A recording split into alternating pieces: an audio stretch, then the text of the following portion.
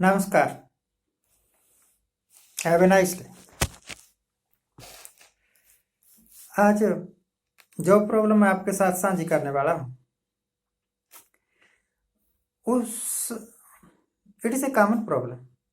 किसी के साथ भी हो सकती है, किसी के परिवार में हो सकती है। इस प्रॉब्लम के दो हिस्से हैं।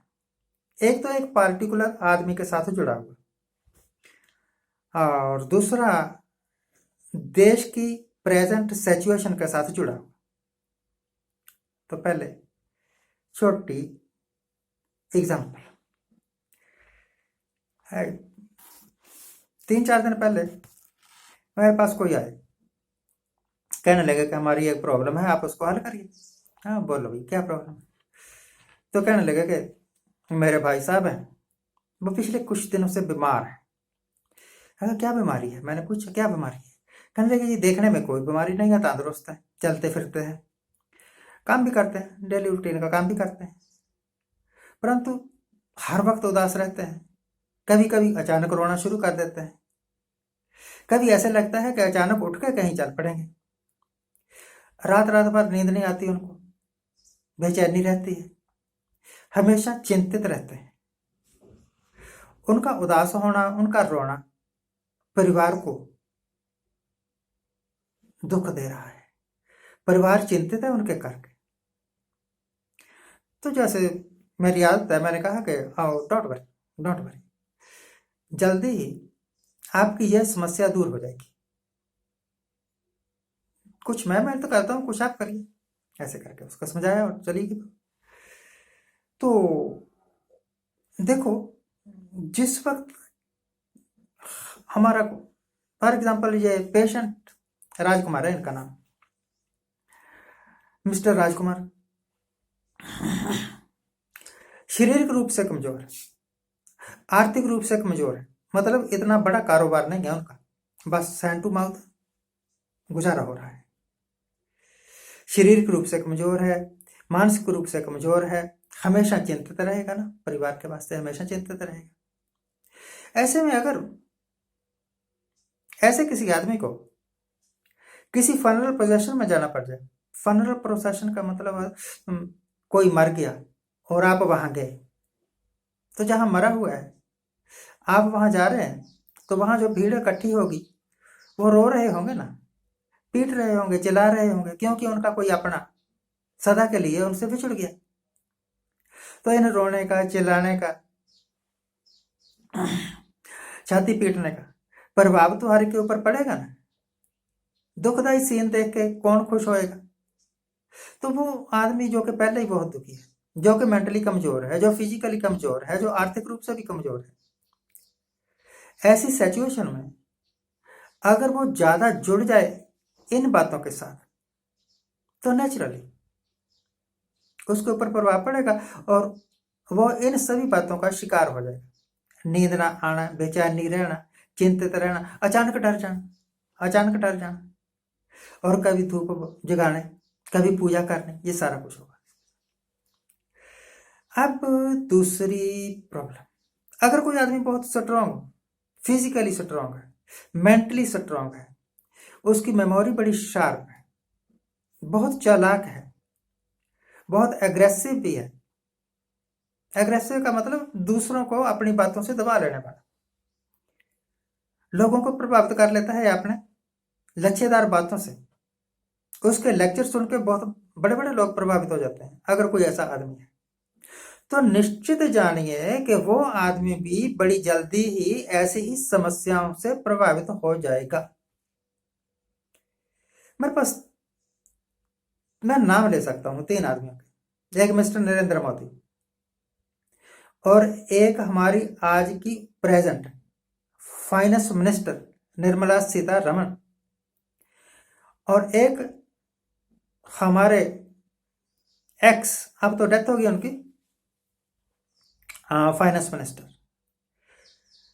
तो ये तीनों आदमी दूसरों को बातों से एकदम प्रभावित कर, दूसरे को बोलने नहीं देना जी, कि जोक्स हम कह रहे हैं वही, और सारे मानते हैं जोक्स ये कह रहे हैं वो ठीक ही होगा। बड़े ओहदे पर है, ओहदा भी बड़ा है, ताकत भी बड़ी है, बोलते भी बहुत अच्छा है, नॉलेज भी बहुत ज्यादा है, तो जो कुछ कह रहे हैं वो ठीक ही होगा, ऐसे लोग प्रभावित हो गए। ऐसे में आदमी के अंदर बहुत ज्यादा ईगो आ जाती है, अहंकार आ जाता है, और इस अहंकार के प्रभाव में वो आदमी बहुत ज्यादा ऐसे काम कर जाता है जो करने की जरूरत नहीं थी।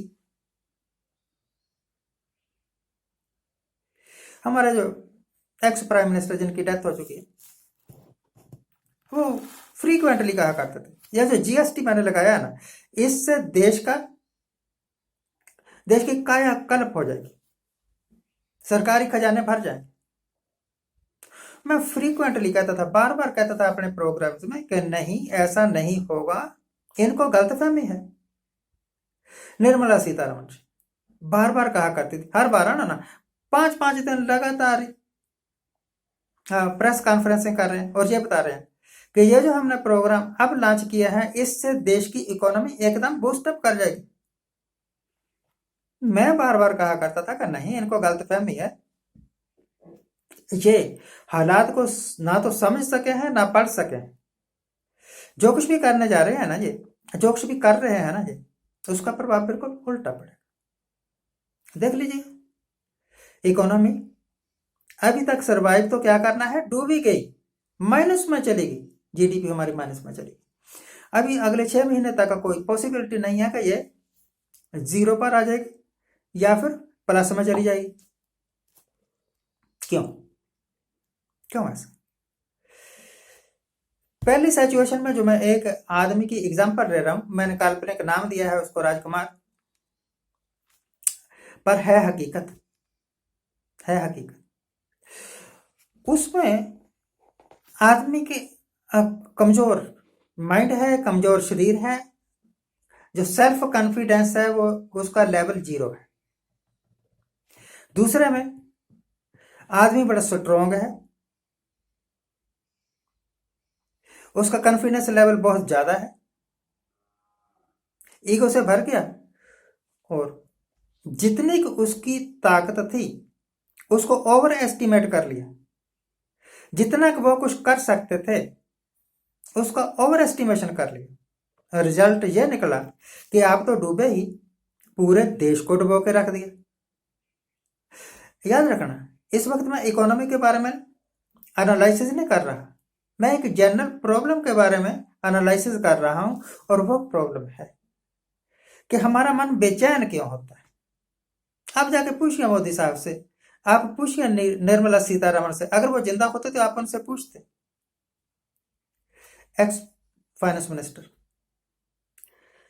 हाँ, कि जनाब आपको नींद ठीक आती है, आपको भूख ठीक लगती है, आप बेचैन तो नहीं रहते, आप परेशान तो नहीं रहते, आप किसी का दिल फरोल को तो आप देख नहीं सकते।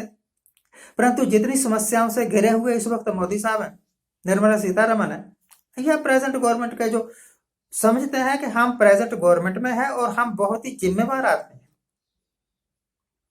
और सब परेशान कि क्या करें कि देश की हालत सुधर जाए। वायदा तो किया था देश की हालत सुधारने का, नहीं सुधार सके, जानबूझ कर कुछ नहीं किया होगा, बस हो गया। क्यों हो गया?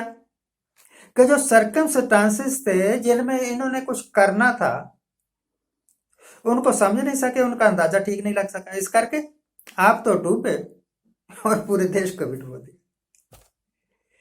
याद रखिए कि जो कुछ हो रहा है आपके चारों तरफ, आप उसके करता है, कर रहे हैं, लोगों को लगता है कि आप कर रहे हैं, पर भगवान की मर्जी के बिना एक पत्ता भी नहीं हिलता।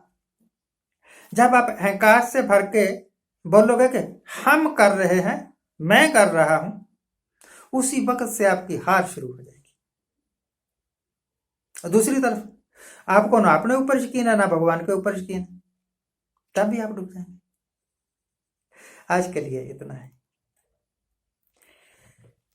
अपने ऊपर भी यकीन करिए और ये सोचिए कि आप तो एक कलाकार हैं, आप तो एक कठपुतली हैं, आप किसी फोर्स के अधीन काम कर रहे हैं, और वो फोर्स ही भगवान है, वो फोर्स ही गॉड है। नाम उसको कुछ भी दे लो, अल्लाह कह लो, भगवान कह लो, राम कह लो, कुछ भी कह लो, वो फोर्स जो कि यूनिवर्स चला रही है वो ही आपको भी चला रहा है। उसके आगे कभी कभी झुक जाया कर, उसको कभी कभी अपनी समस्या बता दिया कर, उससे मांग लिया कर। आपकी झोलियां हमेशा भरी रहेंगी। आज के लिए इतना ही। आज जिनका जन्मदिन है उनको हैप्पी बर्थडे, आज जिनकी मैरिज एनिवर्सरी है उनको बहुत बहुत शुभकामनाएं। सदा सुखी रहिए, आनंद प्रशांत रहिए, लिव बी हैप्पी।